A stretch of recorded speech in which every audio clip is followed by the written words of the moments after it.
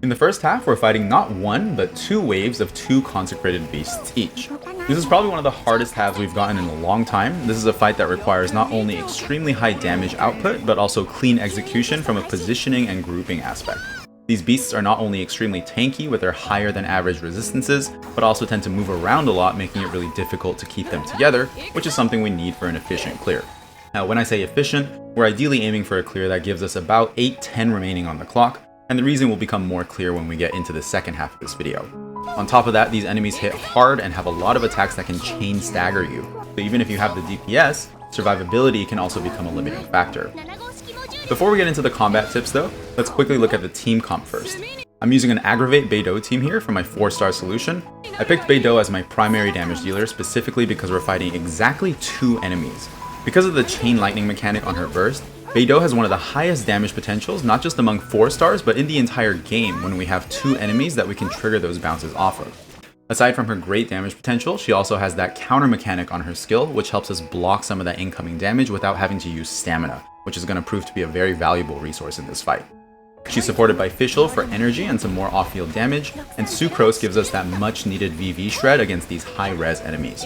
And lastly, Yao Yao is a key component of this team because she not only enables our Aggravate reactions to amplify our electro damage, but she also doubles as our healer, which is something that electro teams often struggle with. As I mentioned earlier, positioning is critical in this fight, and it's especially true with this team because Beidou's damage potential really depends on having 2 enemies close enough to bounce that lightning between them. In order to group up these enemies and keep them together, I try to abide by 2 key rules at all times to create a favorable position. The first one is to always stand near the blue one. The green one uses mostly melee attacks and will usually follow you around, but the blue one does have some ranged attacks, so it's much harder to pull it towards you. This doesn't necessarily mean you should always focus the blue one. I always try to focus whichever one has more HP, but regardless of which one I focus, I'm always trying to stand next to the blue one and constantly pulling the green one towards us. The second rule is to reposition myself between the beasts and the arena wall as frequently as possible, so that when they attack or charge at me, I gradually get pushed back and pull the fight closer and closer to the walls.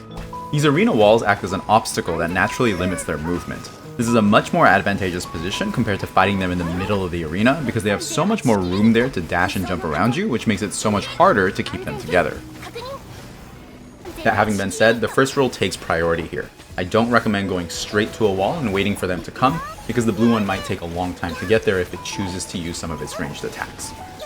One other reason it's important to stay close to the blue one is because when they enter their energy totem phase, the green one will jump to you and spawn its energy totem right there, but the blue one will hit you with a ranged attack and spawn its energy totem at its own location.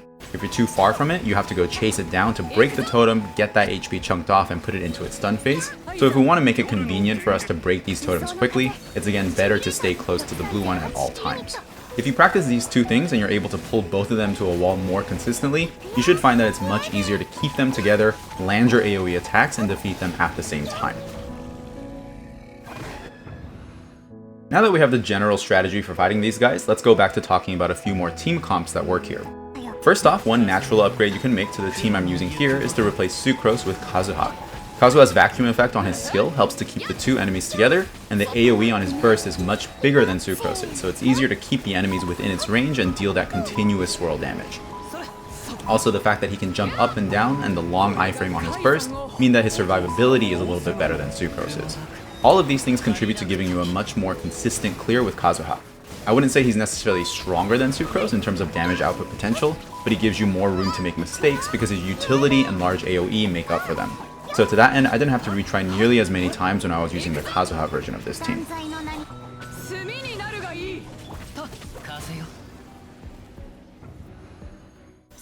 Another team that worked well for me, that's still attainable for most F2P players, is a Raiden Aggravate team. The team is structured a little differently, mainly because Raiden is an on-field damage dealer, unlike Beidou, who can deal most of her damage even if she's off-field. The problem is that Yao Yao is also an on-field healer, which means Raiden won't get much healing while she's attacking on the field, which is obviously very dangerous. So I moved my healer role to the Anemo slot in the form of Sayu, who is a much better off-field healer, and then I also changed the Dendro slot to someone who can apply Dendro more consistently off-field, such as Dendro Traveler.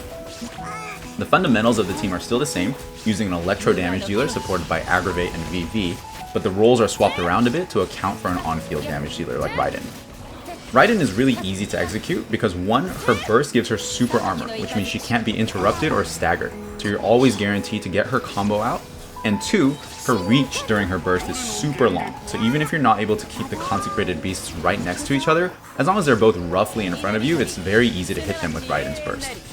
Similar to Kazuha's upgrade over Sucrose, both of these things give you a bigger margin of error, which ultimately leads to an easier, more consistent clear.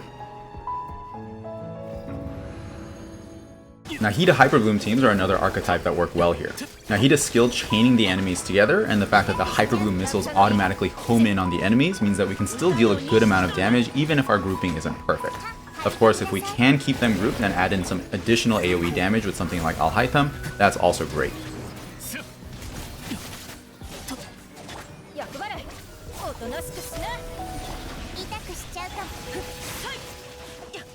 And finally, Freeze teams are the last family of team comps that worked well for me on this half. Obviously, Freeze makes it much easier to keep the enemies together. It is worth mentioning that these guys have 50% freeze resistance, which means that they only stay frozen for half as long as normal enemies, so they do break out of that freeze quite quickly. Because of this, you really need a good AoE Hydro applier if you do want to run a Freeze team here, either Ayato or Kokomi. Without one of these two, you likely won't have enough uptime on your Hydro application to maintain a proper perma-freeze on these enemies.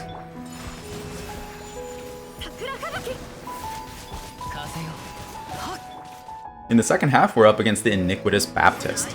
Unlike the overworld version, the Spiral Abyss version actually does not randomly pick the 3 elements to use as its shield. Instead, it uses the same 3 elements every time and also in the same order. It opens with a Cryo Shield, then uses a Hydro Shield, and finally a Pyro Shield. Fortunately for us, this makes it really straightforward to choose exactly what kind of team composition we should use and also how we should order our rotations. Starting with the team, the Cryo Shield is weak to Pyro, which is usually a dead giveaway that we want some kind of national variant. The Hydro Shield is weak to Dendro or Cryo, and finally the Pyro Shield is weak to Hydro. So that means a standard national core consisting of Xingqiu, Bennett, and Xiangling is already pretty great to deal with the Cryo and Pyro shields, and we just need to add in Dendro or Cryo into our flex slot to deal with the Hydro Shield. I opted for the former in this case, with Cole acting as my Dendro applier. Now let's talk about the timing and ordering of the shields and how that affects the execution of our rotation. After the stage starts, the boss takes about 6 seconds to spawn in and then opens with a Cryo Shield. If we just start our national rotation as we normally do, and then throw in 1 cast of Bennett's skill, that's enough to break the Cryo Shield in about 3 seconds. After we break the shield, the boss is stunned for about 4 seconds, which is not a lot of time. This is where I like to throw in Xingqiu's skill. It's an extremely strong burst of Hydro damage, which can be further amplified by the Vaporized reactions, and you can potentially follow up with another one if you get the Sack Sword proc. When the boss wakes up, it's time for the Hydro Shield, so I swap to Cole and start setting up my Dendro damage. With a little help from Bennett and Xiangling, that shield also goes down pretty quickly. The boss is stunned for another 4 seconds. Finally, it's time for the Pyro Shield, at which point Xingqiu's burst should be back off of cooldown, and we use our normal attack to trigger those Rain Swords and break this shield. You'll notice that as I'm doing this, I'm weaving Bennett and Xiangling's abilities in between my normal attacks. Obviously, they don't deal any damage to the Pyro Shield, but I'm preparing for what happens after the shield breaks, which is a much longer 12-second vulnerability window. This window is where we deal most of our damage, so we're getting our Pyronado set up right as the shield is about to break, and we also use Xingqiu's skill again to get that high burst damage in. Hopefully by the end of this window, you should have dealt at least half of the boss's health, ideally more than that. After this, the boss repeats the same pattern, going Cryo, Hydro, and then Pyro, with the long stun coming after the Pyro Shield again. Now I want to direct your attention to how long it took for us to get through this 3 shield rotation. From the time when the first Cryo Shield went up to the time the second Cryo Shield comes up, it took roughly 35 seconds. So if we want to get full use of both of these long stun windows, it's going to take 2 of these 35-second rotations plus the 6 seconds at the start of the fight for the boss to spawn, for a total of 76 seconds, or about 8:16 on the clock when the fight starts. So if you're able to clear the first half at somewhere close to 8:20, you're pretty much guaranteed to clear the second half in time. Now in my experience, it's pretty tough to clear the Consecrated Beasts with more than 8:10 on the clock. So most of the time we won't be able to utilize all of the second stun phase. That's usually okay because this boss doesn't actually have too much health. And you can see that after just the first cycle through its shields, I've got him down to nearly a third of his HP already. With my damage output and using the rotation that we went over, I'm usually able to clear this half in about 1 minute exactly almost every time. Because of the way this boss is designed and the 3 specific elemental shields that it uses, this fight has very little RNG and it's almost like it's scripted. As long as you follow the script, bring the right elements, use the right attacks at the right time, you can usually clear this half very, very consistently. But this also means that we don't have a lot of flexibility as far as team building goes. One change you can make, as usual, is to put Nahida in our Dendro slot.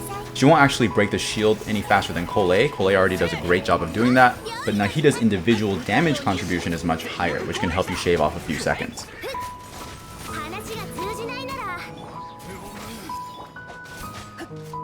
Another way you can change up the team comp is to use a fast cryo applier like Rosaria instead of Dendro. This means our Hydro Shield breaking will be a little bit slower, but we make up for it by breaking the Pyro Shield a little bit faster, so the overall clear time is about the same. Looking at the other slots, Xingqiu can be replaced with someone like Yelan or Child, maybe Ayato, but I think Xingqiu is still the fastest shield breaker here. Child might be around the same.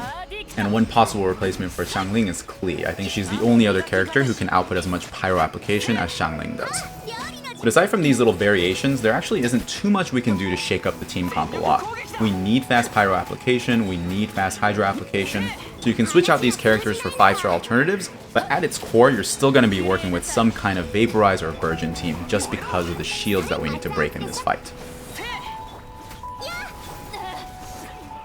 If you've made it this far, thanks for sticking around. I know this one is a lot longer than usual. I feel like the length of this video is kind of a testament to how much more strategy is required in cracking this chamber. If you felt like this one was a bit trickier than usual, then you're definitely not alone there. I hope these tips help you get at least a little bit closer to a 3-star clear or whatever goal you're aiming for. The builds for the characters I used in this video will follow shortly after this, and as always, thank you so much for watching.